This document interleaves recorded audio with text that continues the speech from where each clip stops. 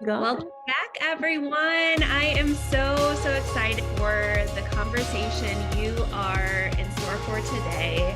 One of my favorite people on the planet is joining us today, Dr. Siri Chand Khalsa. She is a wealth of knowledge and has been just a healing presence in my life the last several years. We met, of all places, through the internet, but finally met in real life this past fall at the Physician Coaches Summit. But Dr. Khalsa has had a lifelong interest in mindful living as the basis for long-term vitality of the mind, body, and spirit.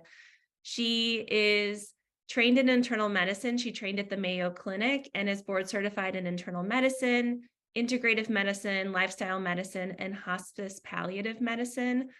Dr. Khalsa has deepened her studies on health and healing by becoming a yoga instructor, a Reiki master, and participating in a 2-year full-time program on Ayurveda at the Ayurveda Institute in Albuquerque and in India. She has served as an integrative medicine PCP, an instructor at the University of Arizona Integrative Medicine Fellowship for physicians, and consultant to other medical practices. She has dedicated her career to promoting an increased understanding in clinical medicine in the link between long-term vitality and the daily choices we make. She currently is focusing her energy to support physicians who want to expand their personal understanding of healing through experiential process, utilizing techniques in Ayurveda, yoga, mindfulness, and plant-based nutrition. If you are not following her on social media, we will have all the links, but she has the most beautiful hosts, both visually and in spirit, that are out there. So thank you so much for joining me today, Dr. Khalsa. I'm so excited to have you here. It's a delight. To share a conversation with you. How did you find this area of medicine and of healing? I think what's fascinating, and I certainly think this might be applicable to a lot of your listeners, I've had my own healing journey. And I think it's so important to really normalize the full spectrum of life, right? None of us, the social media appearances, none of us have escaped the rigors of living, of being in a body and having influences that are beyond our control and within our control that impact our health. Anyone who's been in medicine of any kind, PA, nurses, we all know that there's a trajectory of learning and experience that can deeply impact us. I just saw a very interesting video someone had shared, a first responder who said, 7 years I've been a firefighter and I'm retiring because I've been diagnosed with PTSD. So I think that we all recognize on some level that we are both healing and the healer in these roles. And I am no exception to that. I had a kind of catastrophic bike accident when I was 12, and that really created a lot of internal trauma, created kind of a complex PTSD that drove a lot of, you could say, mental, emotional, spiritual imbalances. So I was really young when that happened. And it wasn't even that experience that drew me into medicine initially. It was a dream. I had a dream when I was in about 7th grade. And I don't share this too often, but since you asked, I'll share this story. I woke up from this dream really just deeply inspired. So it speaks to this quality of what are the threads and crumbs that take us through our life. But in this dream, we were traveling west, pioneer times, in my family.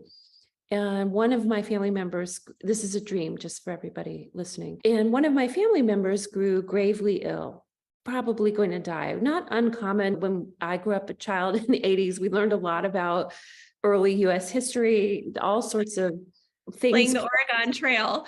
Yeah, exactly. All kinds of, so probably I just one day read something, but I also grew up in Washington, D.C., where we got to go to the Smithsonian museums and they were very engaging.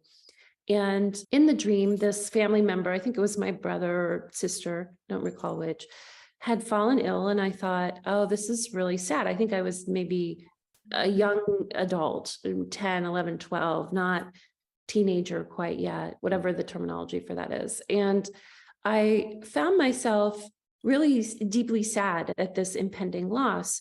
And at one point, I was guided by a wolf to follow this wolf. in Native American teachings, the wolf represents teacher or lineages of knowledge.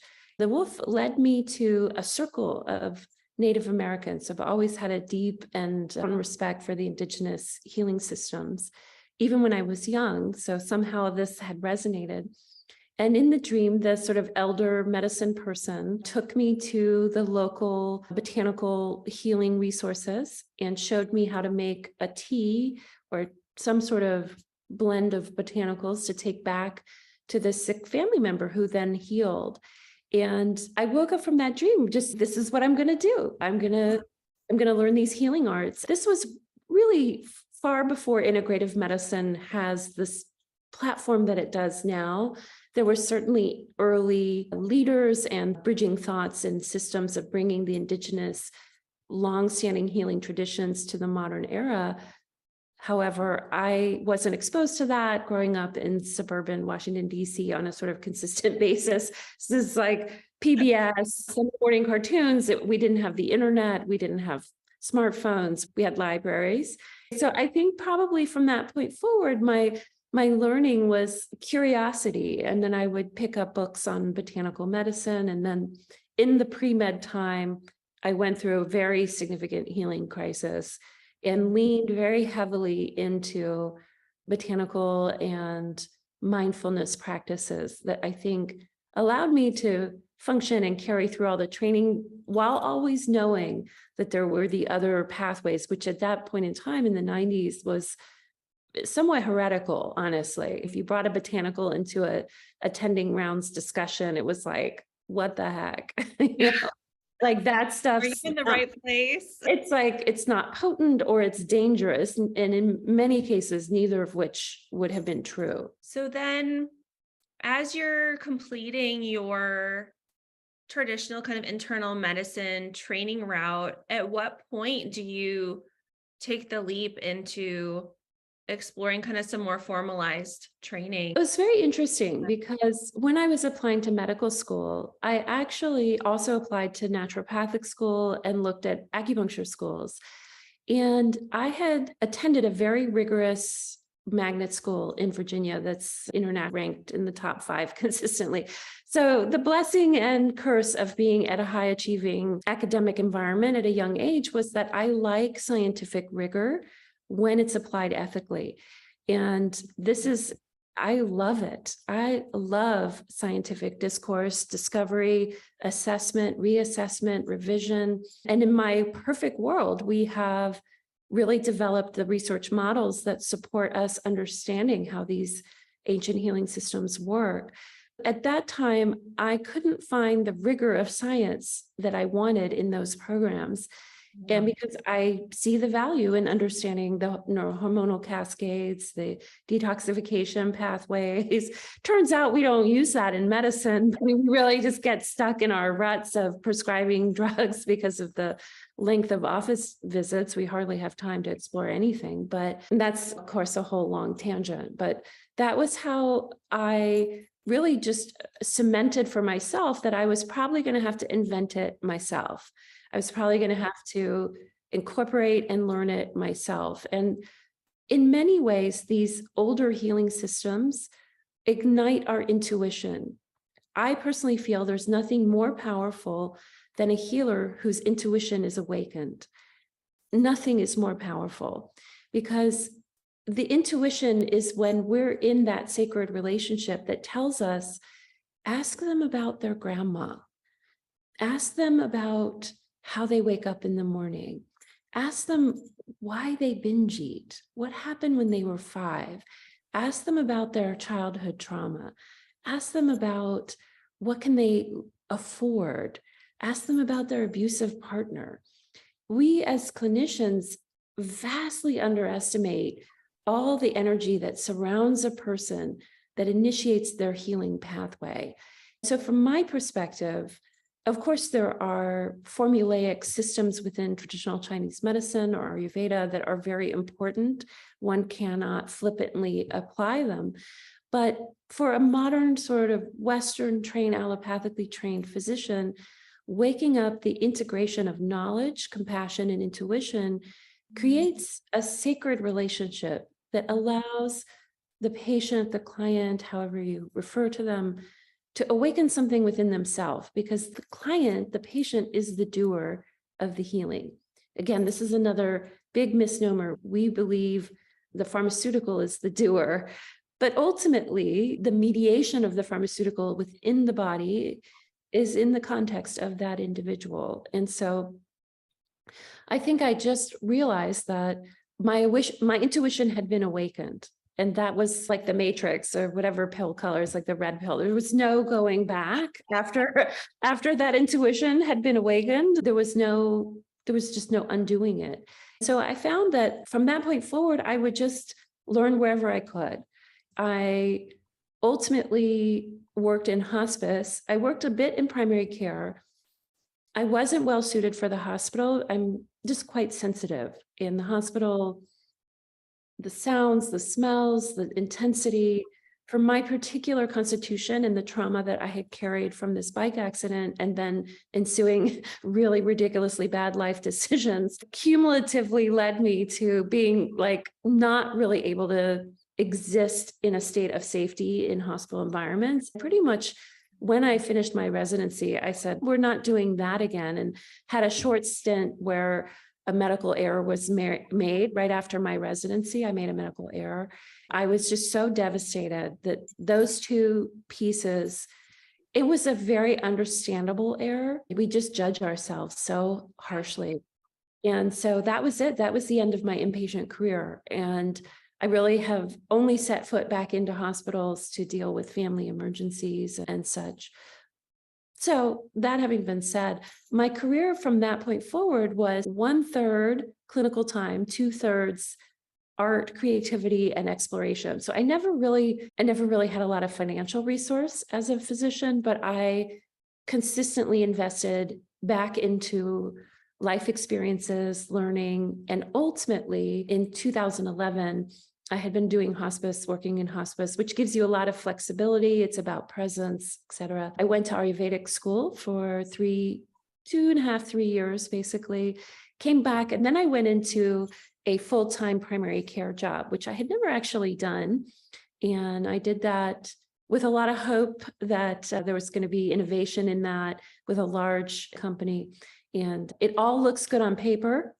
And in that interval, completed a fellowship in integrative medicine, though I had written some of the curriculum for the fellowship. Ultimately, I circled back in and did the fellowship in Arizona. It was gently encouraged, like, you might need this for your career if you're interested in academics. And I thought the knowledge base I have is a bit more in depth than what is delivered in the fellowship in many circumstances, but had a good experience with that as well. And then the pandemic hit, and I was really working on a lifestyle medicine clinic.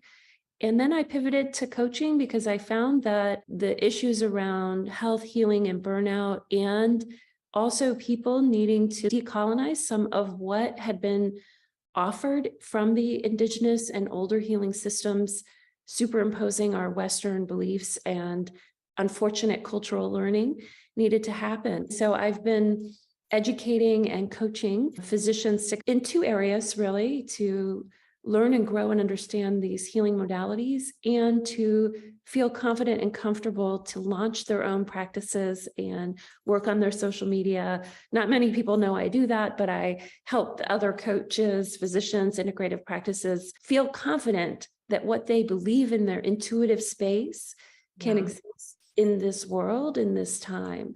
And then for the general public, I share a lot about food and just living. I'm going to try to shift it up a bit to reflect more of my whole being. But as my husband says, the food and the creativity in the kitchen has really just been my art therapy. Yeah. It brings people in too, I think, to learn more about what you're doing too. I've always just felt like food was the safest thing I could talk about, because there's a lot of things I can talk about that are pretty confrontational for people. And they'll be like, oh, she's weird. No, thanks. And food is, let me bring you into the kitchen. Let's have a conversation and go from there. Can you share a little bit? We have just started to just scratch the surface ever so slightly, like on the podcast, about this idea of colonialism and how that shows up in medicine. So I wonder if you might be able to share just a little bit more about what that means or how that looks. I would say there are many people that are highly expertise in this, and I'll just share sort of my personal opinions. These are probably not academic opinions. But what I found is that we have internalized beliefs that are predicated on cis white male perspectives. And if we see it even just in a really basic sense, women's health, perimenopause, menopause is something that's, oh, they'll get through it, they'll deal with it. And then we put out a big study that says hormones are terrible. And so we haven't really brought everyone's perspective and experience to the table, because the dominant narrative in medicine, the ones writing the textbooks, the ones thinking about the healing. I have a friend who's a very thoughtful African-American OBGYN who spoke about the early surgeries that happened to Black women who were slaves. The gynecologic procedures, they were done without anesthesia because the theory was, again, trigger warning for those that might pause here or skip forward, but these procedures were done in a way that was very harmful and very painful. But we just skate through that historically. So that's sort of one lane, right? This institutionalized racism and aversion to that which was not perhaps the dominant narrative. And I think this has created a lot of trauma.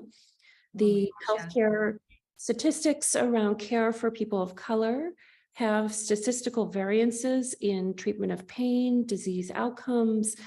We don't really understand the impact of generational trauma and systems that have been oppressed, people who've been oppressed, or what that looks like. I think we're being asked in medicine to look at those biases and look at those belief systems.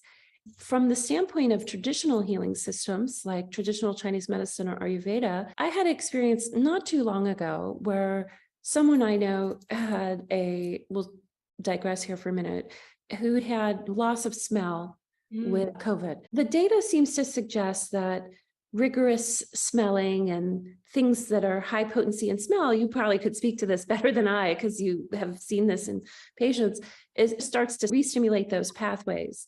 And there's a process in Ayurveda called nasya, which is a medicated oil that's done to line the inner portion of the nose. And I had mentioned that casually, which I know better than to do, on this other physician's post. And a very vehement anti-integrative medicine blanket person, like as in all of it is bad, said Ayurveda is completely bunk. There's no evidence for it. And I said, where are you drawing this conclusion from? And she said, oh, the anti-science website or whatever, I forget the name, the Pure Science website. So I went to the website, and the clinician, the physician who runs this website, made an assessment of Ayurveda based on one study, like the entire healing system of Ayurveda based on one study. And that is racism, because there's no cultural humility in understanding that this was a healing system that has very advanced surgical procedures outlined 2,000 years, far before any DeBakey, any of the modern surgical procedures were spoken of. And they say, oh, modern science invented surgical. No, there were other cultures exploring healing. And so there's this kind of quality of arrogance that exists. When we say decolonize, it means we really start peeling back who has had the dominant story, who's had the dominant narrative, and are they the ones telling us the full spectrum of the truth? Ayurveda was millions and millions of clinical hours over thousands and thousands of years. Before we had any of our modern observational techniques, they were observing, how does change in season affect us? How does yelling and screaming affect us? How does not sleeping affect us? What does this food do? What does this botanical do? Certainly, we can see value in a system that has volumes of books larger than Harrison's, that there are grains of truth. Now, of course, I believe far more than that, but there's so much arrogance coming from a physician who says, I don't even bother to understand what I'm talking about. I have blanketly dismissed an entire healing system based on one study I saw that was poorly designed and executed with modest results. It even had results. It even had benefit, the therapeutic intervention, but it wasn't robust enough. So from this clinic, who has a huge social media following, whose website gets millions of hits every month, I frankly can't remember the name of it, but it's quite well known. I'm sure you and I have probably both looked at it at different intervals. And I'm not actually trying to be controversial. I'm merely just drawing our awareness to the fact that he was arrogant, ignorant, and didn't have any cultural humility to India, to an entire continent of people who had a healing system for millennia that was very robust and still continues to this day to evolve and contribute to our understanding of how we heal, how we get sick. And I think this was really eye-opening for me, because this person who'd explored their social media brought the narrative of this strong personality into the discussion with me and this other clinician. This individual was not a clinician, did not have an ability or capacity to assess.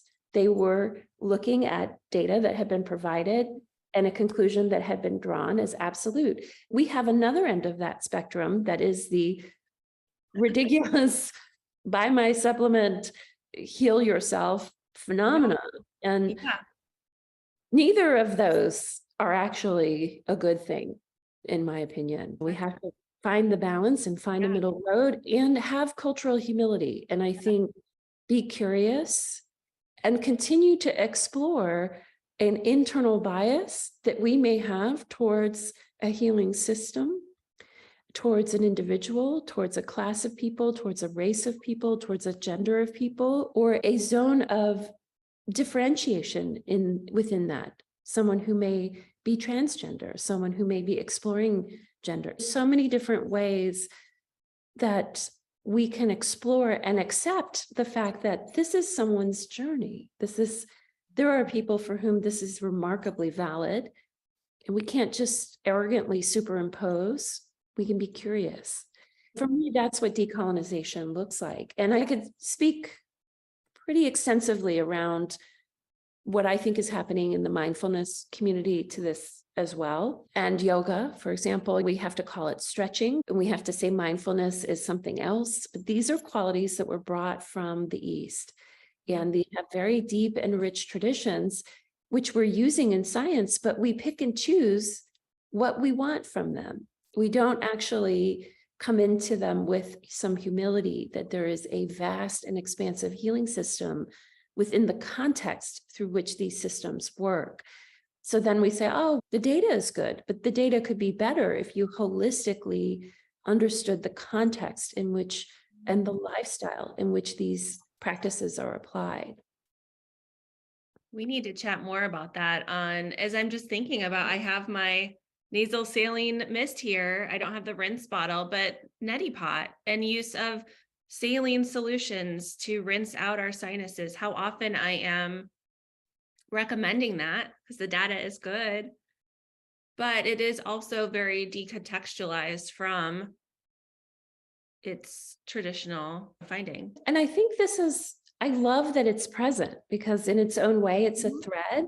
I just wish there was more curiosity as opposed to a blanket dismissal. That's what gets me. Yeah. As you eloquently said, we've decontextualized the application, but then we go one step further and we have internalized racism and xenophobia and bigotry towards people of color, Sikhs or Hindus or Muslims who might be living in our country, who have a context. Again, religion isn't necessarily predicated to these healing systems, but we take what we want, very Western, very imperialistic, and we don't embrace and invite in the cultures that have given us the gift.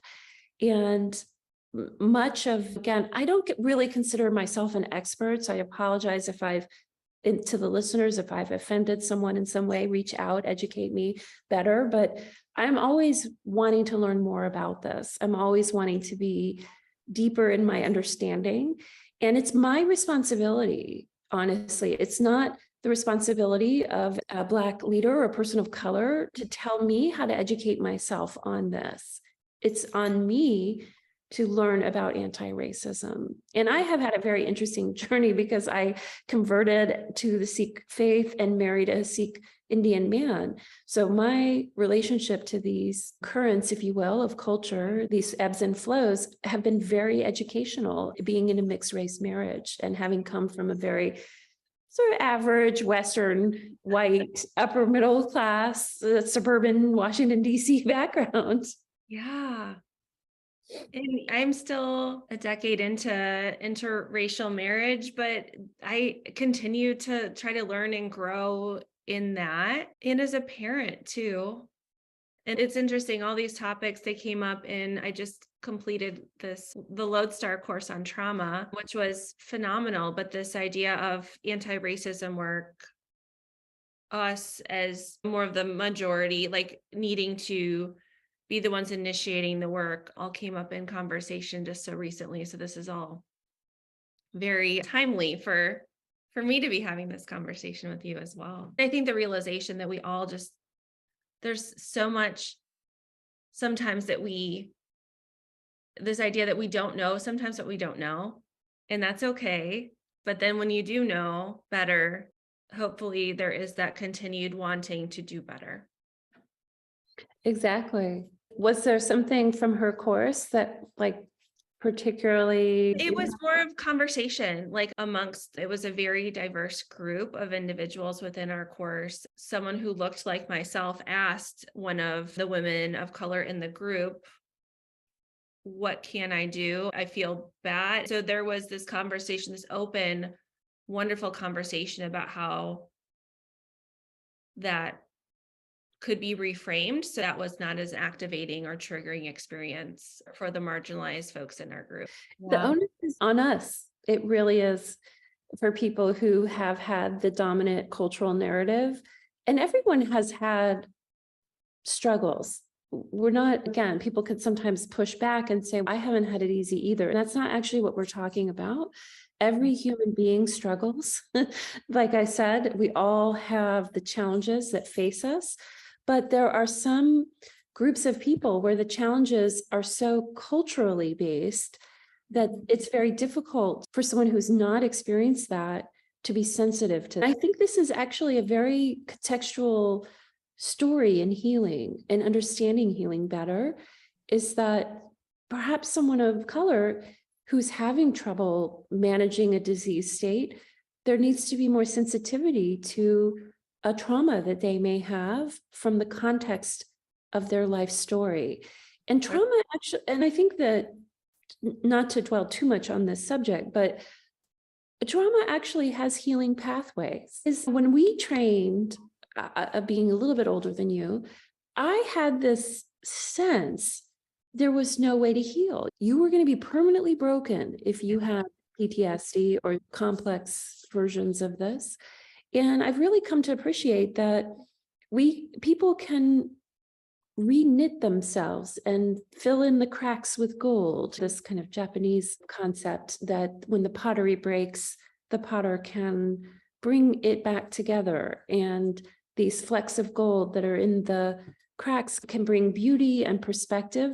The cracks are always going to be there, but the bowl, if you will, can be knit back together with intention. And I think the work and awareness of understanding the impact to trauma, to autoimmune conditions is, I know this very deeply from my Ayurvedic training. It would take me quite a while to explain it in a way that, but just trust me that the older healing systems appreciate eddies of energy that are predicated in imbalance and stored emotions. One of the most interesting things I ever learned was people that had a functional MRIs that had complex PTSD or PTSD, the brain lacked a temporal relationship to the event. It was though it was ongoing in their, as though there had not the brain and the spirit had not created a temporal relationship to this experience is over. There's this sense, and the somatic treatments, Peter Levine's work, Van der Kloot's work, these scientists that are looking at moving the body in somatic ways in relationship to trauma combined with therapy, psychedelic assisted approaches to it, more awareness from therapists on understanding that trauma has a physiologic basis as well as a mental, emotional, spiritual basis. These are things that I think begin to offer a different perspective to marginalized groups or people of color who have experienced trauma solely based on their skin color or a cultural perspective that they lived within.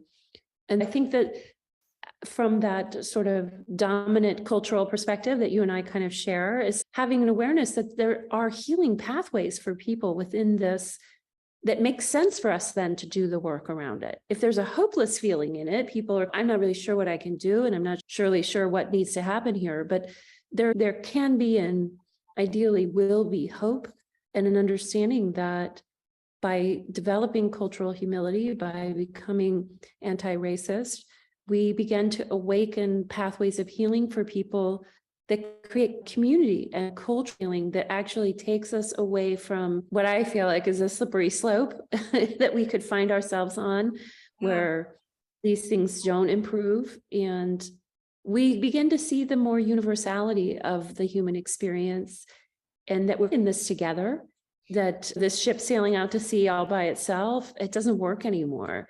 The way the world is so intertwined, it's so important.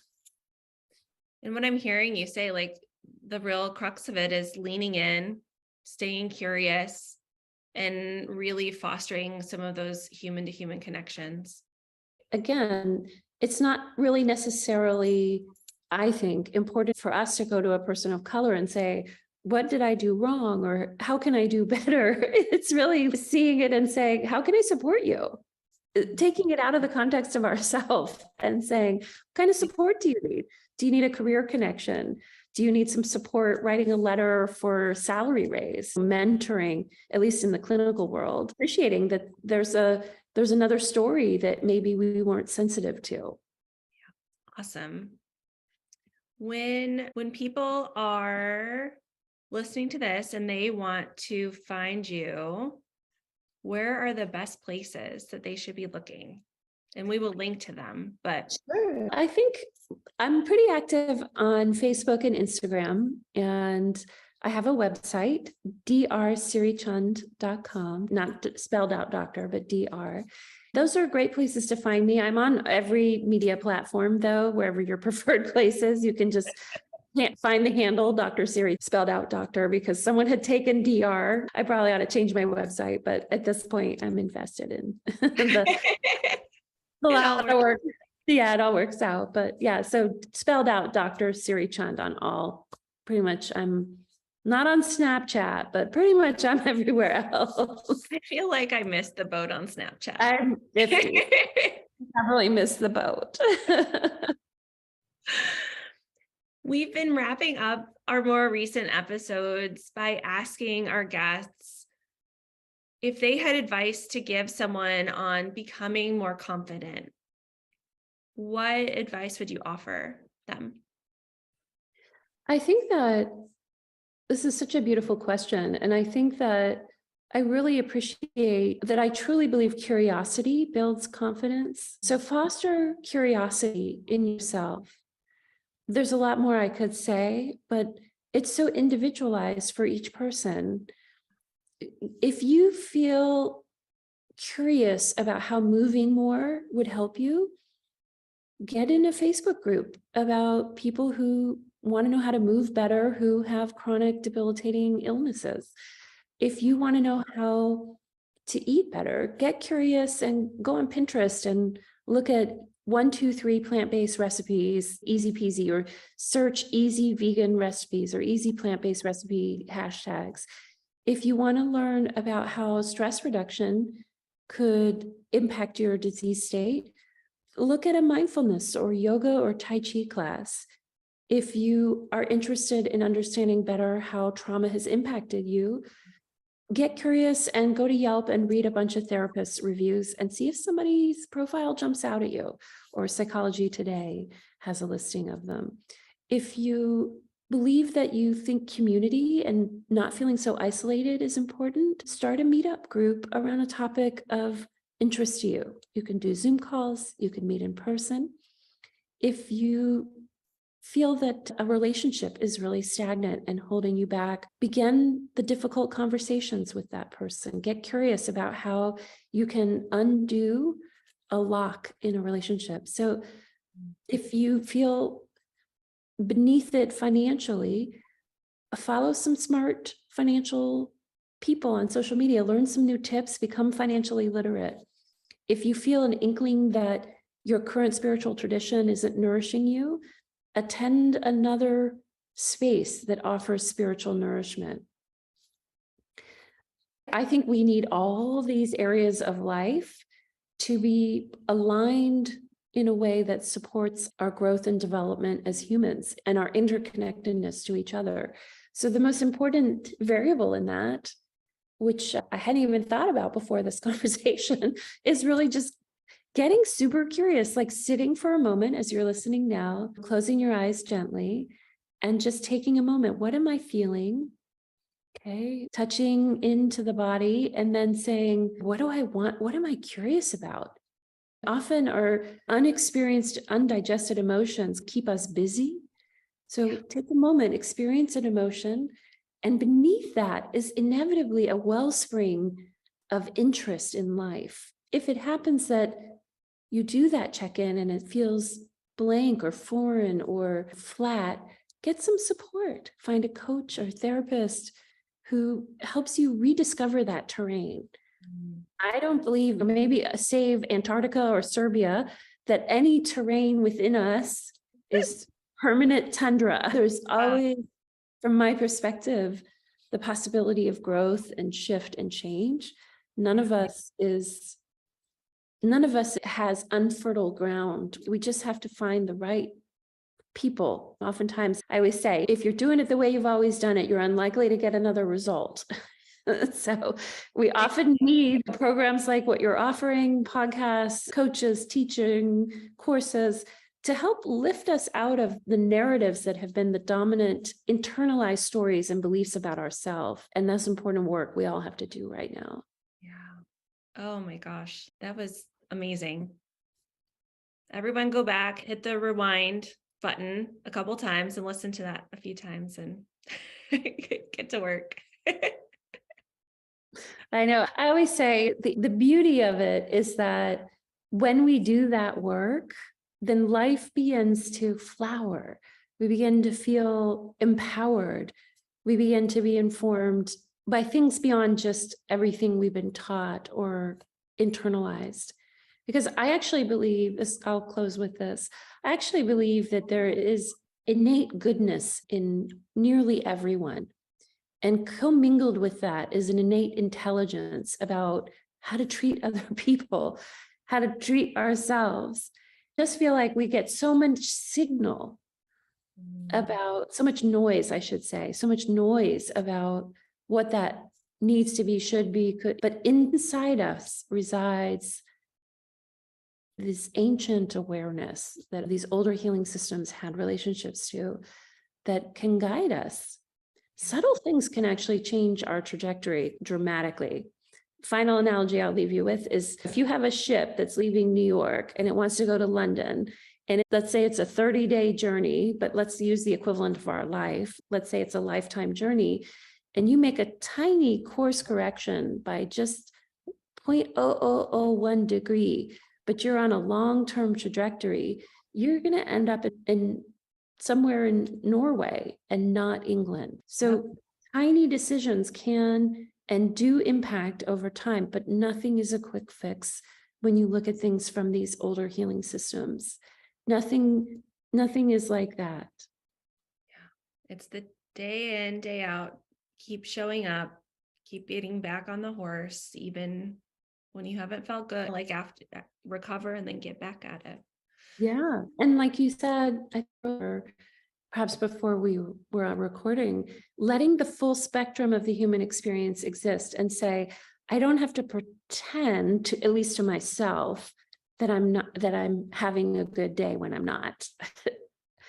Yeah. The full human experience includes really crappy days and feeling awful and not being at our best.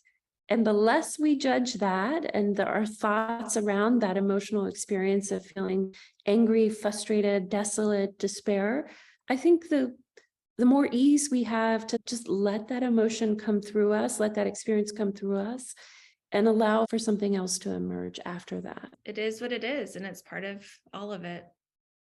It truly is.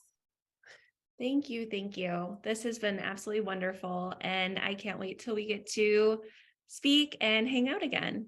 Oh, me too. Very much looking forward to it. Hey everyone.